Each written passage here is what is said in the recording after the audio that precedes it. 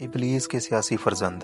یہ سچ جس بات کی گواہی دے رہا ہے وہ ایسی کڑوی گولی ہے جسے امریکہ تو گزشتہ کئی برسوں سے نکل چکا ہے، لیکن میرے ملک کا وہ دانشور جس نے اپنے قلم کی سیاہی اور اپنی زبان کی قوت سے گزشتہ 18 برسوں میں یہ ثابت کرنے کی کوشش کی تھی کہ یہ دنیا اب صرف اور صرف ایک ہی سپر پاور کی محکوم اور دست نگر ہے، اور اب اس دنیا پر صرف ٹیکنالوجی کے خدا کا راج ہی مستحکم ہو چکا ہے، وہ اسے تسلیم کرنے کو تیار نہیں، اس کا تذکرہ تک نہیں کرتا کیونکہ اس کا ایمان ٹیکنالوجی پر متزلزل ہو جاتا ہے۔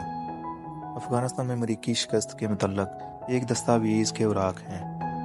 مردان حر کی یہ سرزمین جس کے بارے میں اقبال نے اپنی نظم ابلیس کا فرمان اپنے سیاسی فرزندوں کے نام میں لکھا تھا، افغانیوں کی غیرت دین کا ہے یہ علاج، ملا کو اس کے کوہ دمن سے نکال دو۔ ابلیس کے اس مشورے پر اس کے سیاسی فرزندوں نے عمل کرتے ہوئے 3 بار افغان سرزمین سے ملا کو بے دخل کرنے کی پوری کوشش کی، لیکن آخرکار اسی ملا سے بدترین شکست کھائی۔ برطانیہ جس کی سلطنت پر سورج غروب نہیں ہوتا تھا، اپنی پوری طاقت اور اپنے زمانے کی جدید ٹیکنالوجی کے ساتھ 6 جنوری 1842 کو کابل سے جلال آباد کے راستے پر واقع گندمک کے مقام پر اسی افغان قوم سے جا ٹکرایا۔ اس واقعے کو میسکر آف ایتھنسٹن آرمی کہتے ہیں۔ 3000 افراد پر مشتمل یہ دستہ جس میں 690 برطانوی اور 16,500 ہندوستانی سپاہیوں کے ساتھ ساتھ کئی ہزار سویلین مددگار بھی شامل تھے، ہندوکش کے برف پوش پہاڑوں میں 7 دن تک لڑتا رہا اور بالآخر 13 جنوری کو شکست فاش کے بعد بھاگ کھڑا ہوا۔ ایک برطانوی ڈاکٹر ولیم برائڈن چند بھارتی سپاہیوں کے ساتھ جان بچا کر جلال آباد پہنچا اور خبر دی کہ 20,000 قتل ہو چکے ہیں، 100 برطانوی اور 2,000 ہندوستانی سپاہی یرغمال بنا لیے گئے ہیں، اور مجھے یہ کہہ کر چھوڑ دیا گیا کہ جاؤ اور اپنی ذلت آمیز شکست کی خبر اپنے زمانے کی سپر پاور اور جدید ٹیکنالوجی سے لیس برطانیہ تک پہنچا دینا۔ اس کے بعد 137 سال کی خاموشی ایک بار پھر دسمبر 1979 میں ٹوٹی جب کمیونسٹ سوویت یونین نے افغانستان سے اسی ملا کو نکالنے کے لیے ابلیس کے فرمان پر عمل درآمد کرنے کی کوشش کی۔ ملا تو نہ نکل سکا، لیکن سوویت یونین بحیثیت ایک کمیونسٹ نظریاتی ملک دنیا کے نقشے سے نیست و نابود ہو گیا۔ اس جنگ کے دوران بہت سے لوگوں کو یہ غلط فہمی ہو چکی تھی کہ یہ جنگ دراصل امریکی ٹیکنالوجی نے جیتی ہے۔ تبصرہ نگاروں کی زبانیں اور تجزیہ کاروں کے قلم اس ٹیکنالوجی کے بت کی مداح سرائی میں دن رات مشغول تھے، لیکن میرا اللہ بھی اس کھلے شرک پر مسکرا رہا ہوگا۔ جب انسان ایسے غرور میں مبتلا ہوتا ہے تو میرے اللہ کی ایک سنت ہے جس کے بارے میں وہ فرماتا ہے، اللہ ان سے مذاق کرتا ہے، وہ ان کی رسی دراز کیے جاتا ہے اور یہ اپنی سرکشی میں اندھوں کی طرح بھٹکتے چلے جاتے ہیں۔ سوویت یونین کی شکست کو اپنی ٹیکنالوجی کی فتح سے تعبیر کرنے والے یہ لوگ اسی سرکشی میں ایسے اندھے ہوئے کہ ایک بار پھر اپنی تمام قوت کو اکٹھا کیا، پوری دنیا کے تمام ممالک کو ساتھ ملایا اور اکتوبر 2001 میں ابلیس کے فرمان کی تکمیل میں افغانستان میں براہ راست ملا سے جا ٹکرائے۔ فتح کا یقین اور ٹیکنالوجی پر بھروسے کا تکبر ایسا تھا کہ انہیں سب کچھ بس چند لمحوں کا کھیل نظر آتا تھا۔ میرے ملک کے سیاسی و عسکری حکمران اسے آخری مار کا تصور کر رہے تھے، اور کالم نگار، دانشور، تجزیہ کار یوں اللہ پر توکل کرنے والوں پر تانا زن تھے کہ جیسے وہ سمجھتے تھے کہ جوں ہی امریکہ نے افغان سرزمین پر نصرت کا پرچم گاڑ دیا، اس دن ابلیس کی وہ اہم خواہش پوری ہو جائے گی، ملا افغان سرزمین سے نکل جائے گا۔ اور اگر ملا افغانستان سے بھاگ گیا تو پھر مسلمان دنیا اور پاکستان میں ہم اللہ کی حاکمیت و بادشاہت کا اعلان کرنے والوں اور اسی کی طاقت پر بھروسے کی گفتگو کرنے والوں کو خود زیر کر لیں گے۔ شروع کے دن بہت تکلیف کے تھے، ہر طرف مایوسی تھی، گھر گھر امریکی سپاہی مجاہدین کی بو سونگتے پھرتے، انہیں پکڑتے اور امریکیوں کے حوالے کر دیتے۔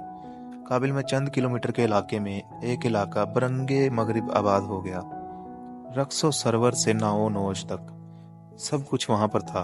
تمام میڈیا اس تبدیلی کو ایسے پیش کر رہا تھا جیسے اب افغانستان مغربی تہذیب اوڑھ لے گا اور اس کے دامن سے ایک مختلف جدید افغان قوم برآمد ہوگی۔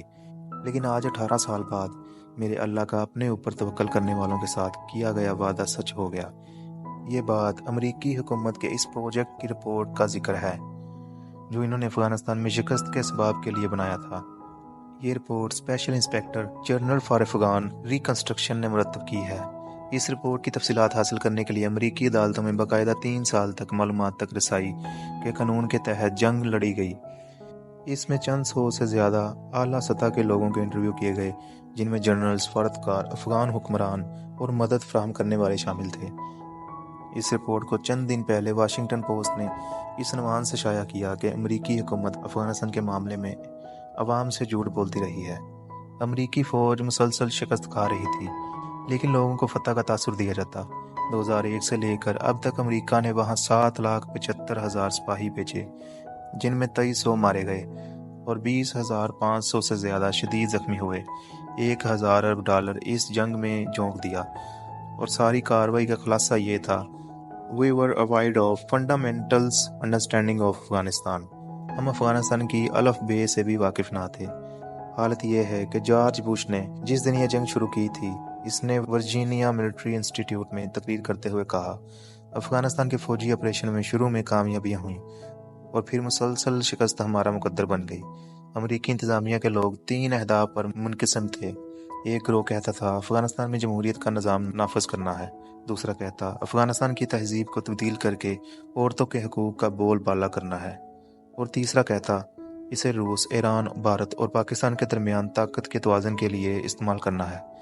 سب ناکام ہو گئے، ان تینوں میں سے ایک ہدف بھی حاصل نہ ہو سکا۔ جنگ عظیم اول کے بعد پورے یورپ کی تعمیر نو کے لیے مارشل پلان کے تحت 125 ارب ڈالر خرچ ہوئے تھے، لیکن افغانستان پر 130 ارب ڈالر خرچ ہوئے، لیکن اس کا کچھ نہ بگاڑ سکے۔